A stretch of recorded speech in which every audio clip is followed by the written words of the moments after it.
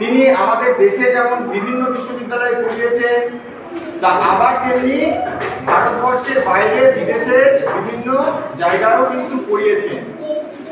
তো সেই জন্য এই মহান শিক্ষকটিকে মনে রাখার জন্য আমরা প্রত্যেক বছর তার জন্মদিন 5ই সেপ্টেম্বর শিক্ষক দিবস হিসেবে পালন করে থাকি।